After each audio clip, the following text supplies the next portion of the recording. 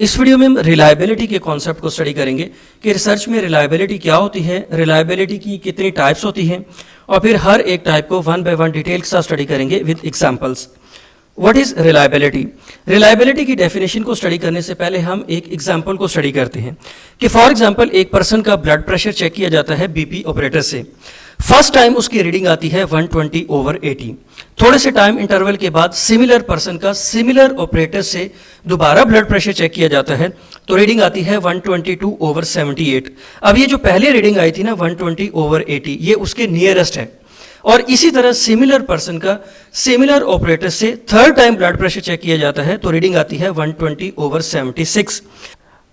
अब ये जो तीनों रीडिंग्स है ना, ये मोर और लेस सिमिलर है। इसका मतलब ये है कि आपका बीपी ऑपरेटर्स रिलायबल है। लेकिन अगर ऐसा हो कि पहली रीडिंग आए 120/80 और सेकंड रीडिंग आए 130/100 और थर्ड रीडिंग आए 120/76, इसका मतलब ये कि ये जो तीनों रीडिंग्स है ना, ये कंसिस्टेंट नहीं है, ये स्टेबल नहीं है, जिसका मतलब ये है कि हमारा बीपी ऑपरेटर्स रिलायबल नहीं है। कि फॉर एग्जांपल एक वेट मशीन के ऊपर किसी पर्सन का वेट मेजर किया जाता है तो पहली वैल्यू आती है 70 kg। थोड़े से टाइम इंटरवल के बाद जब दोबारा वेट कैलकुलेट किया जाता है ना तो रीडिंग आती है 69.5। इसका मतलब ये कि पहले रीडिंग थी 70, नेक्स्ट रीडिंग आई 69.5, तो ये 70 के नियरेस्ट है। और इसी तरह जब थर्ड टाइम वेट को कैलकुलेट किया जाता है ना तो रीडिंग आती है 70.5, तो ये भी 70 के नियरेस्ट है।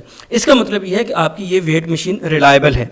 लेकिन फॉर एग्जांपल अगर ऐसा हो कि पहली बार में वेट चेक करें तो वेट आए 70, नेक्स्ट टाइम में चेक करें तो आए 75 और थर्ड टाइम में चेक करें तो वेट आए 80 kg, तो इसका मतलब ये है कि ये जो हमारी वेट मेजरिंग मशीन है ना, ये रिलायबल नहीं है, बिकॉज इसके जो रिजल्ट्स हैं वो कंसिस्टेंट नहीं है और वो स्टेबल नहीं है।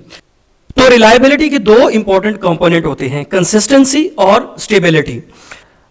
अब हम रिलायबिलिटी की डेफिनेशन को स्टडी करते हैं। The extent to which a research instrument और research method consistently has the same results if it is used in the same situation on repeated occasions. Research के अंदर रिलायबिलिटी का मतलब यह है कि जो हमारा रिसर्च इंस्ट्रूमेंट है, जो हमारा रिसर्च मेथड है, वो सिमिलर रिजल्ट्स को प्रोड्यूस करे अगर उसी रिसर्च इंस्ट्रूमेंट को या उस रिसर्च मेथड को सिमिलर सिचुएशन के अंदर बार बार यूज किया जाए। ये बिल्कुल ऐसे ही है जैसे हमने बीपी ऑपरेटर्स की एग्जांपल ली कि एक ही पर्सन का ब्लड प्रेशर बार बार चेक किया गया एक ही बीपी ऑपरेटर से, तो हर बार जब ब्लड प्रेशर चेक किया गया अगर वैल्यूज नियरेस्ट आती हैं एक दूसरे के तो इसका मतलब यह है कि हमारा बीपी ऑपरेटर्स रिलायबल है। तो रिलायबिलिटी का मतलब यह है कि हमारा जो रिसर्च इंस्ट्रूमेंट है या जो हमारा रिसर्च मेथड है वो सिमिलर सिचुएशन के अंदर अगर उसको बार बार यूज किया जाए तो उसके रिजल्ट्स सिमिलर होने चाहिए। तो इसका मतलब यह है कि हमारा रिसर्च इंस्ट्रूमेंट या रिसर्च मेथड रिलायबल है अगर सिमिलर सिचुएशन के अंदर सिमिलर रिसर्च इंस्ट्रूमेंट को यूज किया जाता है और उसके रिजल्ट्स डिफरेंट होते हैं तो इसका मतलब यह है कि हमारा रिसर्च इंस्ट्रूमेंट या रिसर्च मेथड रिलायबल नहीं है। Reliability means research instrument or research methods produce stable and consistent results. Reliability के ये दो important component होते हैं, एक है stability, दूसरा है consistency। कि अगर हम similar research instrument को use करें, similar research method को similar situation के अंदर बार बार use करें तो हमारे जो results आए वो consistent हों, वो stable हों। इसका मतलब ये है कि हमारा research instrument या research method reliable है। रिलायबिलिटी की डिफरेंट टाइप्स होती हैं, टेस्ट रीटेस्ट है, इंटररेटर है, इंटरनल कंसिस्टेंसी है। इंटरनल कंसिस्टेंसी के फिर दो मेथड्स होते हैं, स्प्लिट हाफ और क्रोन बैक अल्फा। अब हम इनको वन बाय वन डिटेल के साथ स्टडी करते हैं। First one is test retest. Test retest means performing a test on a group of people at one time, performing the same test on same group of people at a later time, then looking at test retest correlations between the two sets of scores. Test retest का मतलब यह है कि एक test आपने चंद लोगों के ऊपर परफॉर्म किया, कुछ टाइम इंटरवल के बाद आपने सिमिलर टेस्ट को उन्हीं लोगों के ऊपर दोबारा किया। तो अब ये दो टेस्ट हो गए, एक टेस्ट पहले किया गया, सिमिलर टेस्ट दोबारा किया गया। ये जो दोनों टेस्ट है ना, इनके जो रिजल्ट्स आए उनके दरमियान कोरिलेशन को स्टडी किया जाता है। अगर जो पहला टेस्ट था उसका जो रिजल्ट आया और जो सेकंड टेस्ट था उसका जो रिजल्ट आया, अगर तो वो सिमिलर है, उनके दरमियान कोई कोरिलेशन है, दोनों टेस्ट के रिजल्ट्स एक दूसरे के करीब करीब हैं, एक दूसरे के नियरेस्ट वैल्यूज हैं दोनों टेस्ट की, तो इसका मतलब यह है कि आपका रिसर्च इंस्ट्रूमेंट या रिसर्च मेथड रिलायबल है।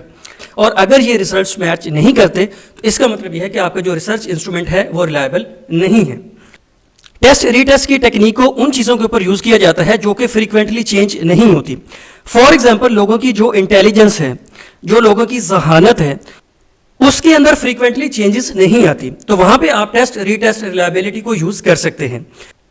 इंटेलिजेंस वक्त के साथ चेंज नहीं होती, ये आमतौर पे कांस्टेंट रहती है। जो चीजें टाइम टू टाइम चेंज होती रहती हैं, वहां पे आप टेस्ट रीटेस्ट रिलायबिलिटी की टेक्निक को अप्लाई नहीं कर सकते। फॉर एग्जाम्पल, जो चीजें इंसान के मूड के ऊपर डिपेंड करती है ना, उनके ऊपर आप टेस्ट रीटेस्ट टेक्निक को अप्लाई नहीं कर सकते। जैसे जॉब सेटिस्फैक्शन है, अगर आप किसी इंप्लॉय से आज पूछते हैं कि आप अपनी जॉब से सेटिस्फाइड हैं, तो हो सकता है कि वो यह कहे कि मैं अपनी जॉब से बहुत सेटिस्फाइड हूं। लेकिन 10 या 15 दिन के बाद आप सिमिलर पर्सन से ये पूछते हैं कि क्या आप अपनी जॉब से सेटिस्फाइड हैं, और उस दिन उस पर्सन का मूड अच्छा नहीं था, तो वो पर्सन यकीनन कहेगा कि वो अपनी जॉब से सेटिस्फाइड नहीं है। तो जो एट्रीब्यूट्स इंसान के मूड के साथ चेंज होते रहते हैं या टाइम टू टाइम चेंज होते रहते हैं, वहां पे आप टेस्ट रीटेस्ट की टेक्निक को अप्लाई नहीं कर सकते।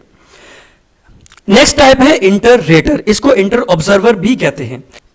इंटर रेटर का मतलब यह है कि एक सिमिलर सिचुएशन को दो डिफरेंट ऑब्जर्वर ने ऑब्जर्व किया और उनके जो रिजल्ट्स थे, अगर तो वो सिमिलर हैं, तो इसका मतलब यह है कि उन दोनों ऑब्जर्वर्स के दरमियान कंसिस्टेंसी है। इसे हम कहते हैं इंटर रेटर रिलायबिलिटी। लेकिन अगर दोनों ऑब्जर्वर की जो जजमेंट है वो एक दूसरे से बिल्कुल डिफरेंट है, तो इसका मतलब यह है कि यहां पे रिलायबिलिटी एग्जिस्ट नहीं करती। फॉर एग्जाम्पल, बॉक्सिंग के अंदर क्या होता है, 3 जजेस होते हैं जो कि फाइट को देख रहे होते हैं। अब ये जो तीनों जजेस होते हैं, इसके जो स्कोर होते हैं उन पे डिपेंड करता है कि इनमें से विनर कौन है और लूजर कौन है। अब अगर इन तीनों जजेस का जो स्कोर है वो सिमिलर है, तो इसका मतलब है कि रिलायबिलिटी है। लेकिन अगर इन तीनों जजेस के जो स्कोर है या जो इनकी जजमेंट है वो एक दूसरे से बिल्कुल डिफरेंट है, तो इसका मतलब है कि यहां पर रिलायबिलिटी एग्जिस्ट नहीं करती। तो इंटर रेटर रिलायबिलिटी का मतलब यह है कि एक सिमिलर सिचुएशन को दो डिफरेंट ऑब्जर्वर ऑब्जर्व करते हैं और इनका जो स्कोर होता है, अगर तो वो सिमिलर है तो इसका मतलब है कि रिलायबिलिटी है। अगर वो सिमिलर नहीं है तो इसका मतलब है रिलायबिलिटी नहीं है। नेक्स्ट टाइप है इंटरनल कंसिस्टेंसी। इंटरनल कंसिस्टेंसी का मतलब यह है कि जो रिसर्च मेथड हम यूज कर रहे हैं या जो क्वेश्चनेयर हम यूज कर रहे हैं, उस क्वेश्चनेयर के जो डिफरेंट पार्ट्स हैं, क्या वो सिमिलर वेरिएबल को मेजर कर रहे हैं या डिफरेंट वेरिएबल्स को मेजर कर रहे हैं। मतलब विद इन मेथड हमारी कंसिस्टेंसी है या नहीं है। कि फॉर एग्जांपल, एक क्वेश्चनेयर डिजाइन किया गया एक वेरिएबल को मेजर करने के लिए, तो अब आप ये चेक करना चाहते हैं कि इस क्वेश्चनेयर के जितने भी क्वेश्चंस हैं, क्या वो किसी एक ही वेरिएबल को मेजर करते हैं, या एक क्वेश्चन एक वेरिएबल को मेजर कर रहा है, दूसरा क्वेश्चन किसी और वेरिएबल को मेजर कर रहा है। तो इसका मतलब है कि वहां पे इंटरनल कंसिस्टेंसी एग्जिस्ट नहीं करती। अगर एक क्वेश्चनेयर के सारे क्वेश्चंस एक ही वेरिएबल को मेजर कर रहे हैं, तो इसका मतलब यह है कि यहां पे इंटरनल कंसिस्टेंसी है। इंटरनल कंसिस्टेंसी को मेजर करने के लिए दो मेथड्स यूज किए जाते हैं, स्प्लिट हाफ और क्रोनबेक अल्फा। स्प्लिट हाफ के अंदर क्या होता है कि फॉर एग्जांपल, जो क्वेश्चनेयर हम यूज कर रहे हैं अपने वेरिएबल्स को मेजर करने के लिए, तो उस क्वेश्चनेयर को दो पोर्शंस में डिवाइड किया जाता है, दो हाफ में डिवाइड किया जाता है।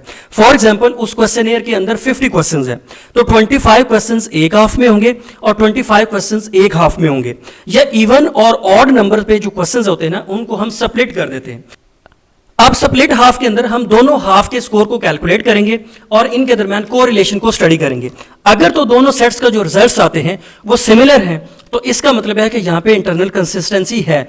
लेकिन अगर दोनों सेट्स के जो रिजल्ट्स आते हैं वो एक दूसरे से बिल्कुल डिफरेंट हैं, तो इसका मतलब है कि यहां पे इंटरनल कंसिस्टेंसी लो है।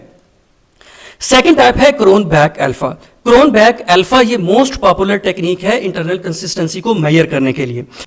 क्रोनबेक अल्फा के अंदर क्या होता है कि जो क्वेश्चनेयर हम यूज कर रहे हैं, उस क्वेश्चनेयर के जितने भी पार्ट्स हैं, उसके जितने कंपोनेंट्स हैं या उसके जितने क्वेश्चंस हैं, हम ये देखते हैं कि वो क्वेश्चंस एक ही वेरिएबल को मेजर कर रहे हैं या नहीं कर रहे। इस टेक्निक में हम क्वेश्चनेयर की डिफरेंट आइटम्स के दरमियान कोरिलेशंस को कैलकुलेट करते हैं। अगर कोरिलेशन की वैल्यू ग्रेटर देन और इक्वल टू 0.7 आती है, तो इसका मतलब यह है कि हमारा क्वेश्चनेयर एक्सेप्टेबल है। लेकिन अगर अल्फा की वैल्यू लेस देन 0.7 आती है, तो इसका मतलब यह है कि हमारा क्वेश्चनेयर एक्सेप्टेबल नहीं है, बिकॉज इसका मतलब यह है कि इसमें इंटरनल कंसिस्टेंसी लो है। तो अल्फा की वैल्यू ग्रेटर देन और इक्वल टू 0.7 होनी चाहिए। I hope you understand my point. Please subscribe my channel. Thank you very much.